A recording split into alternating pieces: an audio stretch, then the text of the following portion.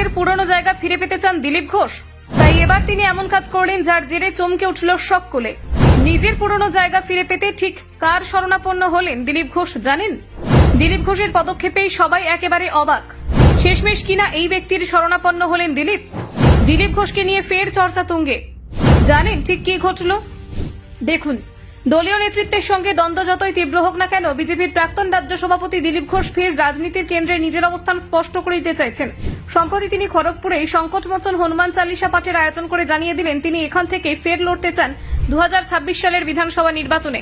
দিলীপ ঘোষ সরাসরি না বললেও ইঙ্গিতে বুঝিয়ে দিয়েছেন যে খড়গপুরই তার রাজনৈতিক পছন্দের কেন্দ্র।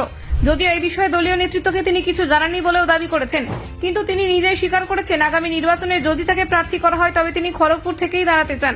তবে বাস্তব রাজনৈতিক পরিস্থিতি অনেকটা জটিল। বর্তমানে খড়গপুর বিধানসভা কেন্দ্রের বিধায়ক হিরণ চট্টোপাধ্যায়, যিনি আবার বিরোধী দলনেতা শুভেন্দু অধিকারীর ঘনিষ্ঠ হিসেবে পরিচিত। ফলে দলের অভ্যন্তরীণ গোষ্ঠীদ্বন্দ্ব দিলীপের ইচ্ছে পূরণে বড় বাধা হয়ে দাঁড়াতে পারে।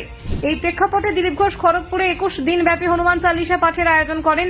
তার দাবি, তিনি এই পাঠের মাধ্যমে নিজের বিরুদ্ধে থাকা শত্রুদের বিনাশ কামনা করছেন এবং সংকট থেকে মুক্তির প্রার্থনা করছেন। এই আধ্যাত্মিক কর্মসূচি যেন তার রাজনৈতিক সংকটের প্রতীক হয়ে উঠেছে।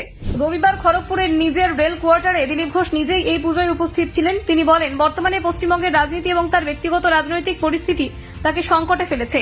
সেই কারণে তিনি সংকটমোচন হনুমানের শরণ নিয়েছেন। দলীয়ভাবে দিলীপ ঘোষ এখন এক প্রকার কোণঠাসা। তিনি রাজ্য সভাপতির পদে নেই এবং রাজ্যের কোনো দলীয় কর্মসূচিতেও তাকে আর ডাকা হচ্ছে না। তবু তিনি নিজের মতো করে রাজনৈতিক উপস্থিতি বজায় রাখছেন, বিশেষ করে নিজের ঘাঁটি খড়গপুরে কর্মী সভা করে তিনি বুঝিয়ে দিয়েছেন মাঠে তিনি এখনো রয়েছেন। আর দলের অভ্যন্তরীণ নীরব বিরোধের বিরুদ্ধে তিনি সরাসরি কিছু না বললেও প্রত্যেকটি বক্তব্যে সেই ক্ষোভের ইঙ্গিত থাকছে। বিশেষ করে বর্ধমান দুর্গাপুরে প্রার্থী করা নিয়ে তার অভিমান বহুদিন ধরেই প্রকাশ পাচ্ছিল।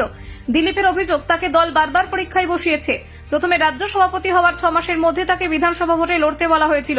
তখন তিনি খড়গপুর পছন্দের কেন্দ্র হিসেবে জানিয়েছিলেন। পরে তিনি মেদিনীপুর থেকে লোকসভায় দাঁড়ায়, কিন্তু তৃতীয়বার দল তাকে কোনো মতামত জানানোর সুযোগই দেয়নি। 2024 সালের লোকসভা নির্বাচনে দল তাকে আবার প্রার্থী করলেও এই নিয়ে তার সঙ্গে কোনো আলোচনা হয়নি বলে দিলীপের দাবি। তার মতে এটাও ছিল দলের তরফে একটি পরীক্ষা। ফলাফল যা হয়েছে তা সবাই দেখেছে বলে তিনি মন্তব্য করেন। এই প্রেক্ষাপটে ফের খড়গপুরকে সামনে রেখে রাজনৈতিকভাবে সক্রিয় হচ্ছেন দিলীপ।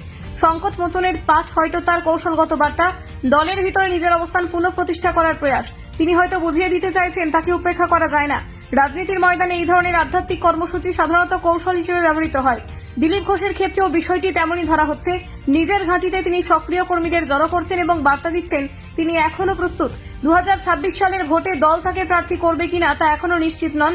তবে তার স্পষ্ট বার্তা, তিনি খড়গপুরেই থাকতে চান। দলের অভ্যন্তরে গোষ্ঠীদ্বন্দ্ব কতটা প্রভাব ফেলবে সেটাই এখন